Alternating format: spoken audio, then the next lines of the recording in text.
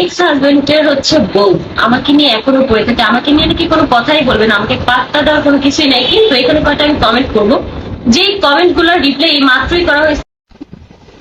আমার এক্স হাজবেন্ডের হচ্ছে বউ আমাকে নিয়ে এখনো পড়ে থাকে, আমাকে নিয়ে নাকি কোনো কথাই বলবে না, আমাকে পাত্তা দেওয়ার কোনো কিছুই নাই। কিন্তু এখানে কয়টা আমি কমেন্ট করবো, যেই কমেন্ট গুলোর রিপ্লাই এই মাত্রই করা হয়েছে। আর আমার অডিয়েন্স হচ্ছে সেগুলো আমাকে কমেন্ট বক্সে দিচ্ছে, আমি এখানেও দিয়ে দিব।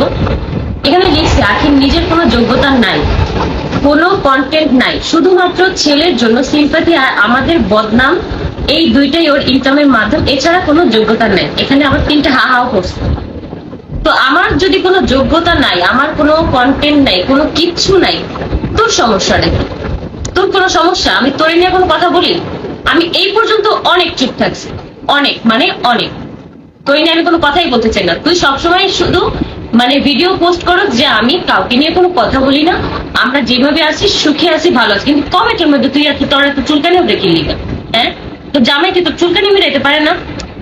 আমার নিয়ে সবসময় তুই কমেন্ট করস, তুই আমার নিয়ে তুই কমেন্টে তুই খোঁচায় খোঁচায় আমার মানে রিপ্লাই গুলা করস, এগুলা কি আমার অডিয়েন্স কে আমার দেয় না নাকি? তুই কি মনে করছিস আমি তুই তোর আমি ছাইড়া দিব? এক বিন্দু আমি তোর ছাড়বো না, এটা শেষ কত দূর আর কোন জায়গায় যে আমি ওইটা দেখে ছাড়বো। তারপর আরো একটা কমেন্টে রিপ্লাই করছে, কি হবে আহাদ আর তিশার নাম ছাড়া অস্তিত্ব নাই। অস্তিত্ব যে কার নাই সেটা তুই ভালো করে জানোস, যে তুই আয়াসের আম্মু আর আয়াসের ছবি ব্যবহার করে তুই তোর অস্তিত্ব এই পর্যন্ত টিকে রাখছিস, আর তুই এখন ইনকাম করে খাস। আয়াসকে নিয়ে তুই যে দুই ছবিগুলো আপলোড দিস ওই ছবিতে তোর ইনকাম বেশি হয়, আর এটা দিয়ে তোর সংসার চলে, তুই ওই যে তোর শ্বশুর বাড়ির কাজ করাস, বুঝতে পারছিস? তারপর হচ্ছে পারলে বেশি না 2 মাস আমাদের নাম ছাড়া অনলাইনে টিকে থাকুন, দেখবেন কুত্তায় মুখ দিবেন, আবার গালি খেয়ে 2 দিন পরে মাফ চাইবে। কে কার কাছে মাফ চায়? আমি তোর কাছে এ পর্যন্ত কবে মাফ চাইছি? তোরা 2 দিন পর পর তুই আর তোর জামাই 2 দিন পর পর আমাকে ফোন দাস, আমার বাবাকে ফোন দাস, যা হওয়ার হয়েছে এবারের মতন মাফ করে দেন। আয়াসির কথা ভেবে আমরা আখিকে নিতে চাই, কেন ইনকাম বন্ধ হইলে আখিরে লাগে না? কালি আখিরে এরপরও তবু লাগে, তবু কি তবু কোনো কিছু নেই। 2 মাস তুই আমাদের কথা বলছিস না, 2 মাস পারলে তুই আমার আর আয়াসের নাম আর আয়াসের ছবি ব্যবহার না করে তুই ভিডিও আপলোড দিস।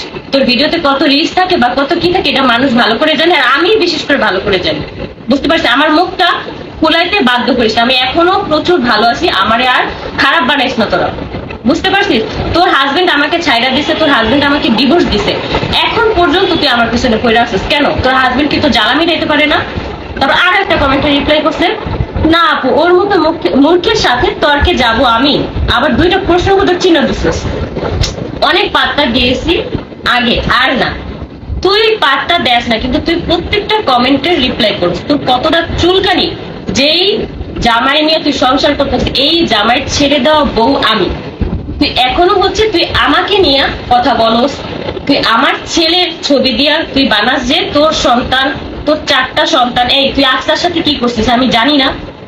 আকসা মেয়েটা যখন হইতেছে আহাত গো বাসায় আসতো, তখনই তুই সবাই বাসা থেকে শিখাই নিয়ে যেতি যে আকসাকে তুমি কোলে নিবা না, আমি তোমাকে বলবো যে তুমি কোলে নাও, কোলে নাও, আকসাকে ভালোবাসো, কিন্তু তুমি আকসাকে কোলে যদি নাও তাহলে তোমার সংসার আমি করবো না। এই তুই কি আমি জানি না? তোর শাশুড়ি এক টুকটা মাংস খাইছে দেখে আমাদের ওই বাসায়, তখন তুই পাকের ঘরে সিসি ক্যামেরা লাগাইছিস। অনেক কিছু জানি আমি, কিন্তু অনেক কিছু বলতে বাধ্য হবো, খালি তোদের সাথে আমার সম্পর্ক নাই দেখা। কিন্তু তুই যদি অনবরত আমাকে নিয়ে পড়ে থাকিস না, এবার আমি দেখবো যে তুই কত দূর যাস আর আমি কত দূর যাইতে পারি।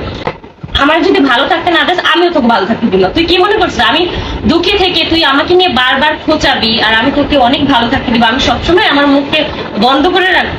কোনোদিনও হবে না। মানুষ আমারে এই পর্যন্ত যে মানুষ আমারে দেখতেছে শুধুমাত্র আমার জন্য, আমার ছেলের জন্য। আমি তোদের চেহারা কি, তোর তো কুত্তার মতন চেহারা, তোর একটু কি আর কম, তোর ওইটা নিয়ে আমার কোনো কথাই করতে মন চায় না, বুঝতে পারছিস? যেই জামাই নিয়ে তুই এত বড়াই করস, সেই জামাই অনগোচরে এসে আমারে ফোন দেয়, আমার বাপেরে ফোন দেয়, বেশি না 3 মাস আগেও তোর জামাই, তুই যার সাথে আমি সংসার করস, তোর কি একটু লজ্জা করে না? আমার বাপেরে ফোন দিয়ে কয় যা হওয়ার হয়েছে ভুলে যান, আয়েশের কথা চিন্তা করে আমি নিতে চাই। কি রে রিয়া, এদিকে আমি একটা অফিসের কথা কইতাছি, ও একটা থার্ড ক্লাস, ও ক্যামেরার সামনে ম্যাম। তুই ক্যামেরার সামনে তুই পোস্ট দিস, তুই আমার নিয়ে কথা বলবি, তুই তারপরে কথা বল। তুই যে এই যে ইরফানকে দিয়ে যে তুই পোস্ট করাস, হ্যাঁ এদিকে আমি জানি না যে তুই ইরফানের ফোন থেকে পোস্ট করিস? তুই প্রত্যেকটা মানুষের ফোন থেকে তুই এই অকারেন্স গুলো করস। আমি তোর ব্যাপারে যা যা জানি আমি সব বলবো। তুই যদি আমার মুখ খুলাইতে বাধ্য করস, তুই দেখবি যে আমি কতটা খারাপ। আমার ভালো রূপ দেখছস না, আমার খারাপ রূপ এখনো দেওয়া নাই। তোর আমি সাবধান হয়ে যেতে বললাম যে আমি তোর জামাই ছাইরা দেওয়া বউ। তুই যদি এখনো আমার পিছনে পড়ে থাকস না, তোর দেখিস আমি যে তোরে খালি কইলাম না তোরে আমি।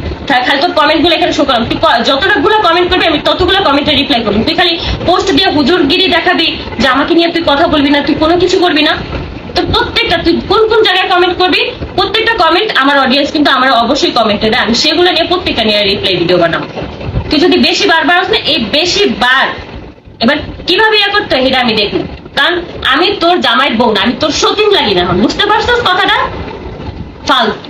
আর এত যে বলে তার শাশুড়ি তোর জন্য বাসায় যাইতে দিত না, এই শাশুড়ির জন্য এক টুকরা গোস্ত খাইছে এই জন্য সিসি ক্যামেরা যে লাগাইতে পারে। এই শাশুড়ির জন্য, এই শাশুড়ি আমাদের বাসায় থাকতো, আমি যখন ওদের সাথে সংসার করতাম তখন এই শাশুড়ি এক টুকরা মাংস খাইছে দেখে তুমি এখনই আমার হাজবেন্ডকে আমার বলতে হবে এখনই পাকের ঘরে সিসি ক্যামেরা লাগাতে হবে। সেদিনই সিসি ক্যামেরা লাগাইছে। কে গরুর মাংস এক পিস খাইছে, বাসার সবাই জড়ো করছে যে কে সিসি ক্যামেরা খাইছে, আর সিসি ক্যামেরা খায় না, গরুর মাংস খাইছে। কে গরুর মাংস খাইছে এজন্য সিসি ক্যামেরা লাগাবে। মানে একটা মুরব্বীরে তুই যেখানে হচ্ছে ইনসাল্ট করস, তুই বলো যে তোর শ্বশুর শাশুড়ি কখনো আমাকে ভালোবাসে নাই, সবাই ভালো করে জানে যে কে কাকে ভালোবাসে আর কে কাকে ভালোবাসে নাই। এত মিথ্যা কথা যে বস, তোর কি একটু লজ্জা লাগে না? আমি খালি চিন্তা করি কি জানো, তোর কি একটু আল্লাহ খোদার ভয় নাই? তুই কি মরবি না জীবনে, নাকি তুই মাথা বান্ধা এসেছিস? একটা কথা কই ইচ্ছা করতেছে আর কিছু করা লাগবে না। মানে তুই আমার নামে যতগুলো ব্লেম দিছিস না, আমি একটা একটা করে কথা বলবো। তুই যদি আমরা বাধ্য করস না, যা যা এই পর্যন্ত করছো তোদের ফ্যামিলিতে যা যা হয় আমি সবকিছু বলবো। খালি এতটুকু তোর সাবধান করে দিই, তুই আমার ব্যাপারে আরেকটা কথা বলবি তোর আমি একদম সিরা তারপর সুগা দিবি প্লিজ।